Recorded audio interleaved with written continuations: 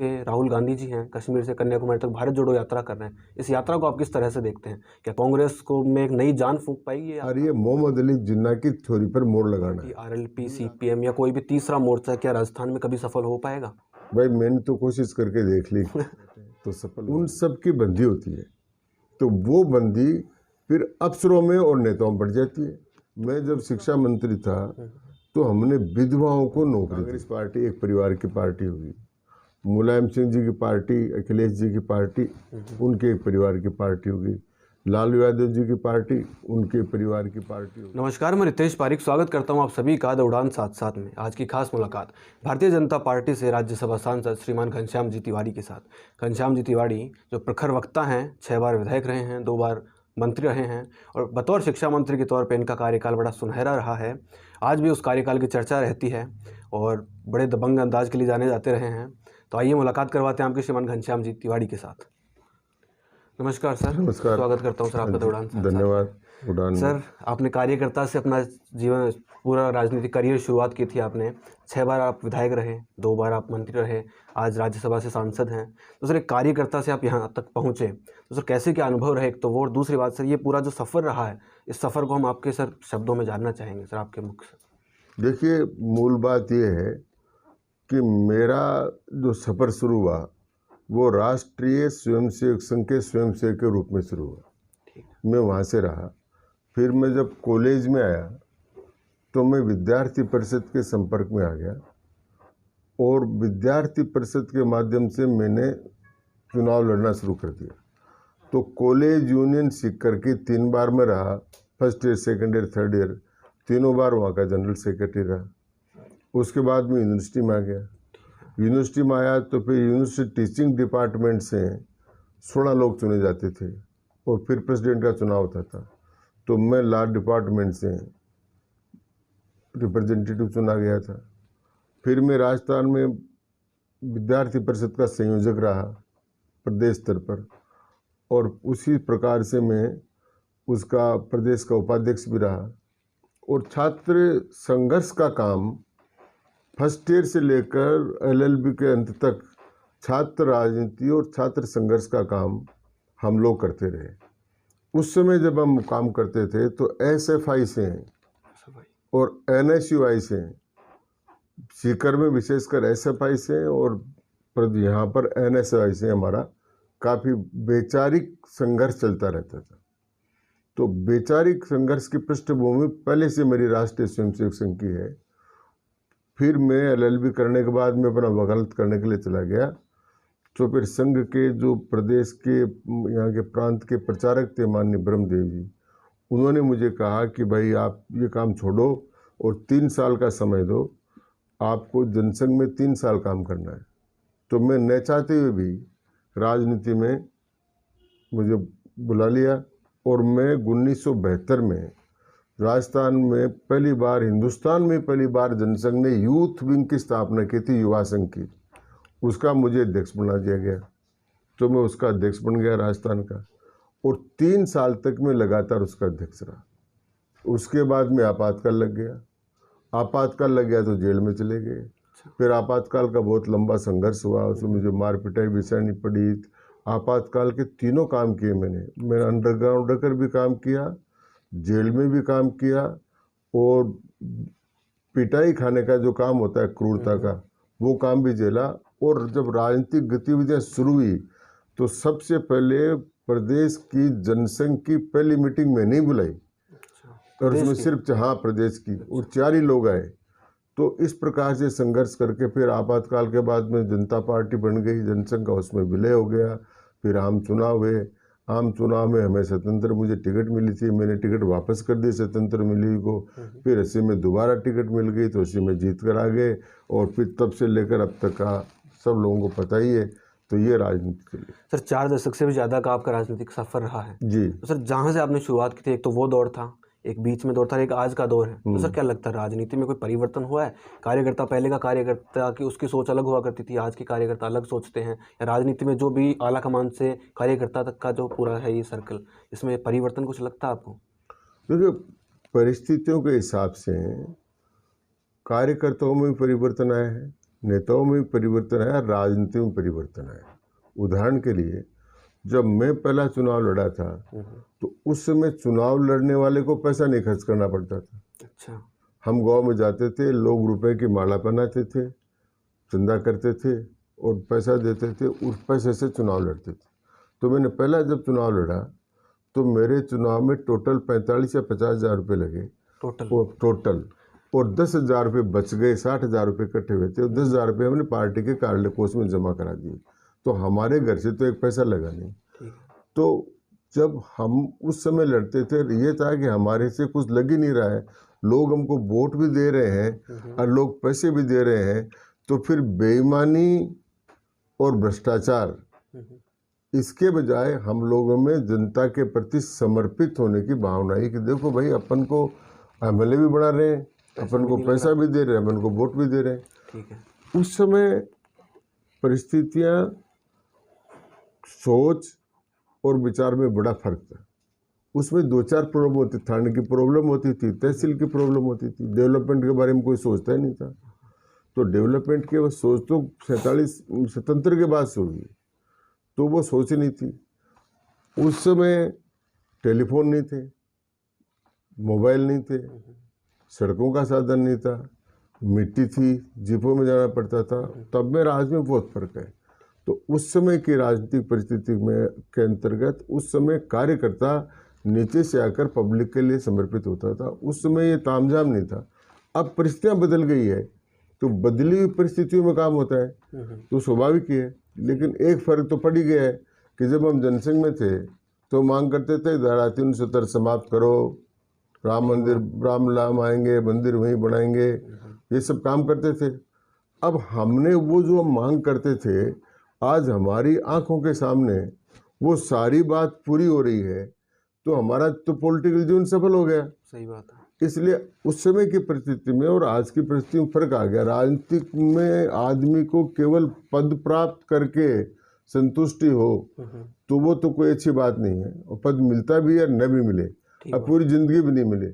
लेकिन राजनीति जिस उद्देश्य को करने के लिए गए हैं, वो उद्देश्य अगर पूरा होता है तो राजनीति में सफलता मानी जाती है। और हम इसलिए सफलता मान रहे हैं कि जो 5-4 मांग हम लगातार करते थे, जो अन्य राजनीतिक दलों से जनसंघ को और भारतीय जनता पार्टी को अलग करती थी, वो मांगे आज पूरी हो रही है। इसलिए हम संतुष्ट हैं और हम समझते हैं कि हम सफल हैं। सर, आपने भी कहा कि एक दौर था कि जब हमारे कार्यकर्ता चंदा इकट्ठा करते थे, फिर हम चुनाव लड़ते थे, तो सर उस समय धनबल का इतना प्रभाव नहीं था। लेकिन आज भारत में क्या हो रहा है कि धनबल बहुत ज़्यादा प्रभावित कर रहा है लोगों को, राजनीति में स्पेशल धनबल और जातिवाद। तो सर क्या भारत के सुनहरे भविष्य के लिए ये चीज़ें सही है, या फिर इनमें अगर सही तो नहीं, अपन को पता है कैसे सुधार हो पाएगा? धनबल का प्रभाव बहुत ज़्यादा है राजनीति में आज के टाइम, और जातिवाद का। देखिए, जहाँ तक जाति का सवाल है, ये हिंदुस्तान में हमेशा से हर चीज़ को फेट करती रही है। ठीक है। ये आज से नहीं कर रही, आज के पहले भी कि कुछ चीज़ें कुछ जातियों के लिए रिजर्व थी कि बढ़ई का काम बढ़ई करेगा, दर्जी का काम दर्जी करेगा, नाई का काम नाई करेगा, पंडित का काम पंडित करेगा, वणिज का काम वणिज करने वाला करेगा, खेती का काम खेती करने वाला करेगा। तो जाति से जुड़ा हुआ काम था। तो जो हमारा शुरू से जो जाति का जुड़ा हुआ काम था, वो जाति का जुड़ाव राजनीतिक आ गया। ठीक है। लेकिन सर इसके नुकसान भी और फायदे भी। इसका फायदा ये हुआ कि वो लोग जो कभी राजनीति में ऊंचे पदों पर बैठने की सोचते भी नहीं थे, कल्पना भी नहीं करते थे, वो लोग आज उनको प्रतिनिधित्व मिलने के कारण से उच्च पदस्थ शिखर तक पहुंच गए। तो ये भारतीय समाज में समरसता का कारण भी बन गया है। एक, जाति बुरी नहीं है, जाति के बारे में विचार करना बुरा नहीं है, जातिवाद बुरा है। जातिवाद, ठीक। तो वाद पर नहीं जाकर अगर जाति का कल्याण हो, जाति में सुधार हो, जाति आगे बढ़े, इसका विचार करने में कोई गलती नहीं है। जातिवाद में कि मेरे पास कोई प्रश्न आ गया, एक मेरी जाति का आदमी आ गया, दूसरी जाति का, उसमें मुझे न्याय करना है, तो मैं न्याय के हिसाब से न्याय करूं, उसमें जाति के हिसाब से न्याय नहीं करूं, ये बात है। लेकिन मैं जिस जाति से बिलोंग करता हूं, उसमें अगर कुछ सुधार करना हो, जैसे मैं जब शिक्षा मंत्री था तो हमने विधवाओं को नौकरी दी। बहुत से समाजों में विधवा विवाह होता है, लेकिन ब्राह्मणों में, राजपूतों में, वैश्यों में, इनमें क्यों विधवा विवाह नहीं होता था, तो वो विधवाएं जिंदगी भर कमजोर रहती थी, तो उनको हमने नौकरी देने का काम किया, विधवाओं को नौकरी लगाई। तो ये जातिवाद नहीं था, ये जाति में जो कमजोरी है, जो कमजोर वर्ग है, उसके लिए कल्याण के लिए काम करते हैं, तो वो काम है। इसलिए इसका सम्यक दृष्टिकोण होना चाहिए, जाति का कल्याण हो, सब जातियों के लोग कल्याण करें, अपनी जाति में जाएं, उसमें सुधार की बात करें, उसके लोगों को प्रेरित करें। यहाँ तक कुछ गलत नहीं है, लेकिन जातिवाद गलत है। जी सर, आज जैसे पार्टियां हैं, भाजपा देखो चाहे कांग्रेस देखो, जब अपना उम्मीदवार भी उतारती है विधानसभा में तो वो पहली जाति देखती है, उसके बाद में पूरा काम होता है। तो सर क्या ये सही है कि जाति के हिसाब से उम्मीदवार उतारना और उसी हिसाब से फिर वोट पड़ना? देखिए, उम्मीदवार उतारते समय 2-3 बात देखी जाती है। जाति एक स्वाभाविक रूप से कैंडिडेट्स जो कैडर बेस पार्टी नहीं है, वो जाति उनको बेस बन जाती है, लेकिन केवल जाति का कैंडिडेट उतार देने से जाति वोट देती नहीं है। जब तक उसका कैडर नहीं है, भविष्य नहीं है, कौन सी पार्टी जुड़ाव है, ये जब तक कल्याण नहीं, तो जाति के नाम से तो बहुत लोग खड़े होते हैं, वोट नहीं देते हैं। सर, पर जाति के बाद में एक परिवारवाद और चीज़ आता है। भारतीय जनता पार्टी में प्रधानमंत्री नरेंद्र मोदी, अमित शाह जी ये कांग्रेस को खूब कोसते थे कि गांधी परिवार जातिवाद का एक जीता जागता उदाहरण है, लेकिन आज के तौर पे अपन देखें तो भारतीय जनता पार्टी व कांग्रेस दोनों में जातिवाद तो फल फूल रहा है, क्योंकि सर विधायक का बेटा ही विधायक बन रहा है। अपन राजस्थान में उपचुनाव हुए, अधिकतर जो विधायक हैं उनके परिजन ही विधायक बन के आए हैं वापस, उन्हीं को टिकट दिया जा रहा है। तो ये परिवारवाद भी सर फलता फूलता जा रहा है दिन ब दिन, तो इसके बारे में क्या कहना चाहेंगे आप? देखिए, परिवारवाद और परिवार, इसमें भी दो शब्द हैं। सही है। एक परिवारवाद है, एक परिवार है। उदाहरण के लिए कुछ जात पार्टियां ही परिवारों की पार्टियां हो गई, ये उचित नहीं है। जैसे कांग्रेस पार्टी एक परिवार की पार्टी होगी, मुलायम सिंह जी की पार्टी, अखिलेश जी की पार्टी उनके एक परिवार की पार्टी होगी, लालू यादव जी की पार्टी उनके परिवार की पार्टी होगी, स्टालिन की पार्टी उसके परिवार की पार्टी होगी। तो ये परिवार की पार्टी होना गलत है। परिवार का कोई आदमी राजनीति में काम करता है और वो वर्कर है और वो चुनाव लड़ता है, तो उसके लड़ने में कोई आपत्ति नहीं। ठीक है सर, अभी वर्तमान में अपन राजस्थान की बात करें तो अपने प्रदेश में राजनीति में जो मंत्री हैं अभी राजस्थान विधानसभा में हैं, वो एक दूसरे पर तीर कमान ताने बैठे रहते हैं। कोई की मंत्री आपस में परिवार मानते हैं वो कांग्रेस को, तो आपस में कोई किसी पे हमला कर रहा है, कोई क्या कह रहा है, क्या कुछ कुर्सी बचाने में लोग बाग लगे हुए हैं। तो सारे मसले को, इस अंतर कलह को आप किस तरह देखते हैं? क्या जनता के विकास के कार्य इससे प्रभावित हो रहे हैं? देखिए, ये राजस्थान का दुर्भाग्य है कि इस बार जब से ये सरकार बनी है, ये आंतरिक संघर्ष में इस प्रकार उलझी हुई है। मंत्रियों का एक दूसरे के खिलाफ स्टेटमेंट देना, या मंत्रियों का मुख्यमंत्री के खिलाफ स्टेटमेंट देना, या विधायकों का पार्टी के स्टेटमेंट देना, विरोध कर सकते हैं, पार्टी के अंदर विरोध करने का प्लेटफॉर्म है, उस पर करना चाहिए। लेकिन ये जो संघर्ष हो रहा है, कलह, इस कलह से न केवल प्रशासनिक क्षमता बल्कि यहाँ तक कि विकास पर भी असर पड़ता है, और जो प्रशासनिक क्षमता थी वो समाप्त हो गई और सूबेदारी प्रथा चालू हो गई। विधायकों को और मंत्रियों को सूबेदार बना दिया गया कि तुम्हारी मनसुबदारी में ये कौन कौन से अफसर चाहिए, वो कहा मुझे ये अफसर चाहिए, तो वो अफसर और उन अफसरों के साथ वहाँ काम करने वाले लोग, जो 4-5 प्रकार के लोग हर विधानसभा क्षेत्र में काम करते हैं। बजरी माफिया काम करता है, शराब माफिया काम करता है, गुंडे तत्व काम करते हैं, असामाजिक तत्व काम करते हैं, उन सब की बंदी होती है। तो वो बंदी फिर अफसरों में और नेताओं में बढ़ जाती है, तो उसका असर फिर प्रशासनिक व्यवस्था पर पड़ता है। तो राजस्थान में इस समय वही हो रहा है।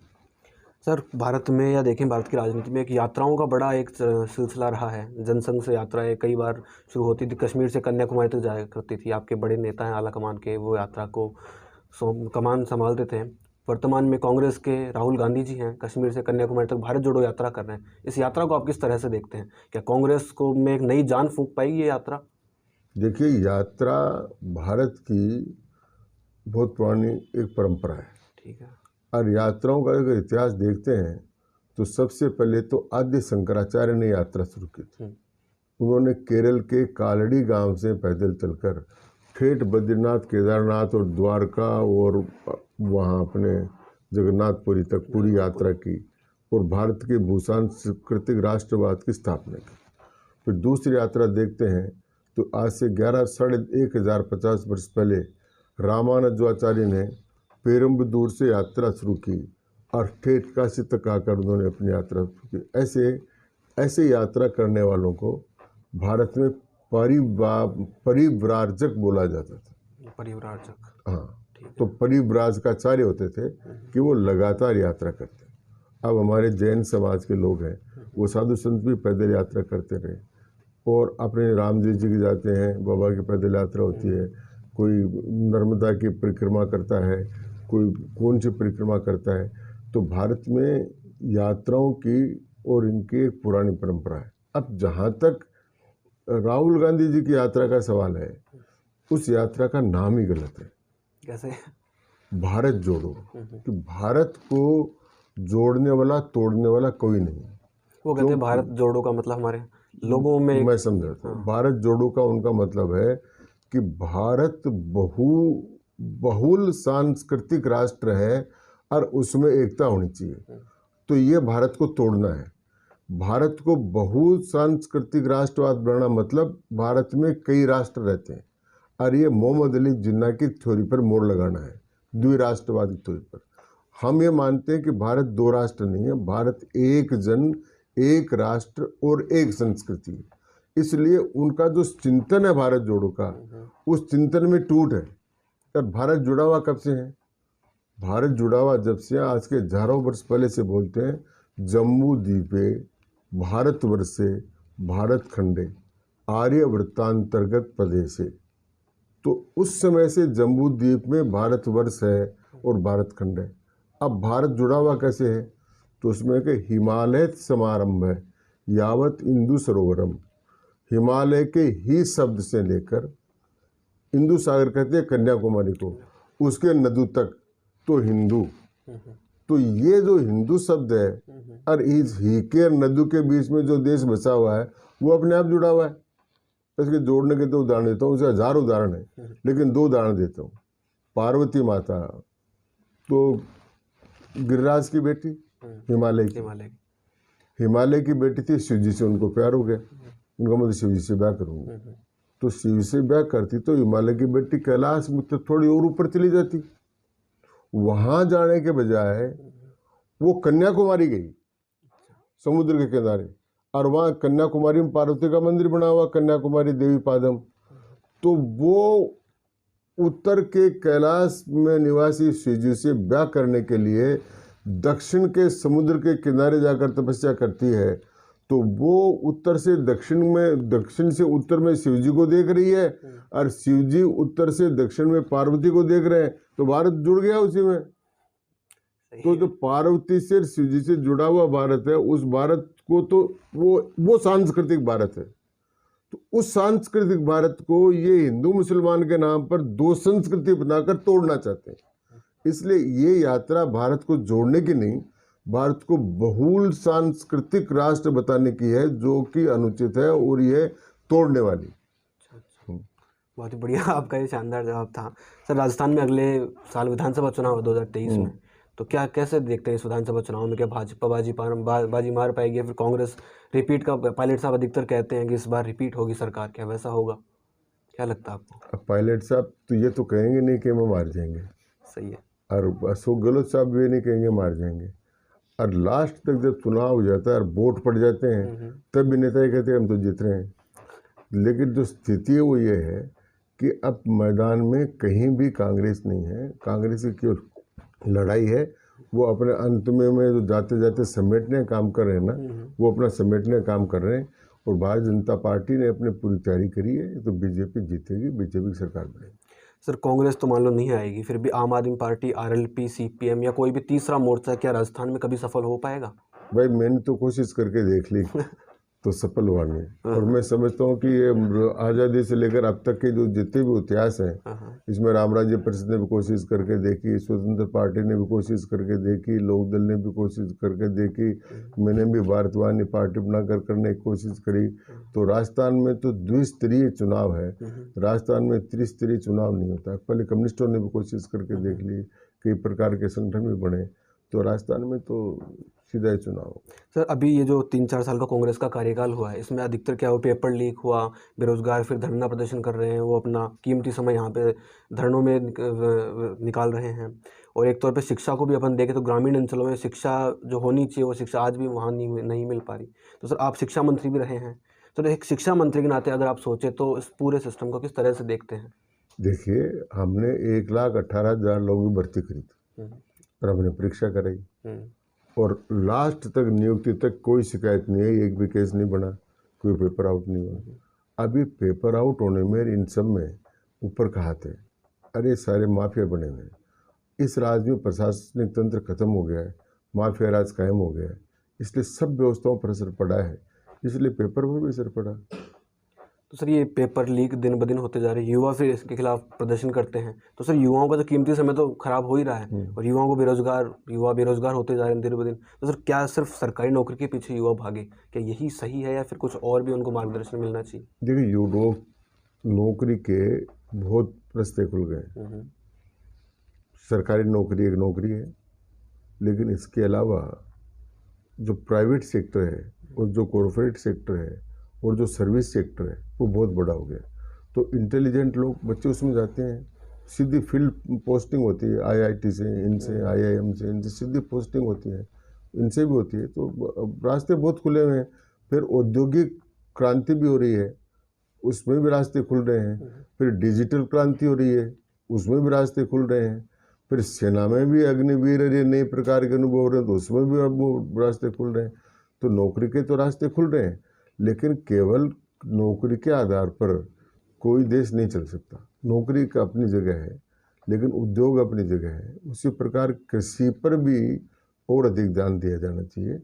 और इन सब में जितना रोजगार है वो सारा रोजगार लोगों को मिलना चाहिए। वैसे भारतवर्ष में 90% से ज़्यादा सेल्फ एम्प्लॉयड सेक्टर के लोग हैं। 90% से ज़्यादा? 90%। 10% ही लोग ऐसे हैं कि जो नौकरियों में या सरकारी या प्राइवेट नौकरियों में 90% सेल्फ एम्प्लॉयड में। उदाहरण के लिए जितने दुकानदार हैं वो सेल्फ एम्प्लॉयड हैं, जितने ऑटो रिक्शा चलाने वाले हैं सेल्फ एम्प्लॉयड हैं, जो खेती करने वाले हैं वो सेल्फ एम्प्लॉयड हैं, बसें चलाने वाले हैं वो सेल्फ एम्प्लॉयड है, टैक्सियाँ चलाने वाले हैं वो सेल्फ एम्प्लॉयड। तो सेल्फ एम्प्लॉयड सेक्टर बहुत बड़ा सेक्टर है। तो सेल्फ एम्प्लॉयमेंट सेक्टर के लिए प्रधानमंत्री जी ने बहुत कुछ किया, मुद्रा योजना की है और की है, सारा काम किया है। और युवकों को स्टार्टअप किया है, उसमें गए हैं, स्टैंड अप, स्टार्टअप, मुद्रा, कई प्रकार की योजनाएं हैं। तो उसके अंतर्गत भी काम बहुत किया जा सकता है। सर, आप अभी राज्यसभा में हैं भारतीय जनता पार्टी की तरफ से, तो सर कैसा क्या अनुभव रहा आपके इन दिनों का, और राज्यसभा में राजस्थान वासी कौन से मुद्दे जो आपने उठाए हैं या उठाने की आप कोशिश करेंगे? देखिए, राज्यसभा अपर हाउस है, अपर हाउस, तो उसमें मुद्दे उठाने की और विधानसभा में मुद्दे उठाने में बड़ा फर्क है। तो वहाँ कामरों को प्रस्ताव नहीं आता। अच्छा, तो वहाँ का एक अलग सिस्टम है, तो उस सिस्टम में जो भी हम कर सकते हैं वो करेंगे। सर, प्रदेश में चुनाव है अगले साल, तो क्या सर इन चुनावों में, विधानसभा चुनाव में आपको सक्रिय रूप से देखा जाएगा? मैं अभी भी सक्रिय हूँ। नहीं सर, एक क्या आप चुनाव लड़ेंगे कहीं से विधानसभा का? फिर मेरा विधानसभा चुनाव लड़ने का क्या कारण है यार, मैं 6 साल के लिए राज्यसभा में हूँ, तो नहीं, मैं फिर कभी दिमाग में आप रखते हैं कि शायद चुनाव 2023 में कुछ ना कुछ अपन करें ऐसा चुनाव लड़ने का, कोई मतलब माइनस तो 1-2 पॉइंट भी हो? मेरे तो मन में बिल्कुल ही नहीं है, क्योंकि मैं तो मुश्किल से मुझे 90 में चांस मिला था राज्यसभा में जाने का, मैंने टिकट वापस दे दी थी। मेरी तो आदत है टिकट वापस देने की, तो मैंने वापस दे दी थी। अब वो इतने साल बाद मिली है, अब वापस देने क्या काम है? सही बात है। तो सर, प्रदेश की जनता को या अपने कार्यकर्ताओं को संदेश आप देना चाहे तो? देखिए, इस समय भारत के सांस्कृतिक पुनरुत्थान, एक भारत के रक्षात्मक दृढ़ता और भारत के आत्मनिर्भर बनने का एक युग आया है, जिस युग का नेतृत्व श्री नरेंद्र मोदी जी कर रहे हैं। उस युग में इन कार्यों में जो भी अपनी छोटी मोटी आहुति दे सकता है उन सबको वो आहुति देनी चाहिए और भारत को आत्मनिर्भर और परम वैभव के शिखर पर पहुंचाकर आने वाले 25 वर्ष में दुनिया का 1 नंबर का राष्ट्र भारत बने, ये काम के लिए हम सबको काम करना चाहिए। तो जैसा कि आप सभी ने देखा, हमने घनश्याम जी तिवारी से बात करके बहुत अच्छा लगा। बड़े प्रखर वक्ता हैं, ये ओजस्वी वक्ता हैं। तो सर बहुत बहुत धन्यवाद हमें अपना कीमती समय देने के लिए। बहुत धन्यवाद आपको, शुभकामनाएं आपको और आपके चैनल को। बहुत बहुत धन्यवाद।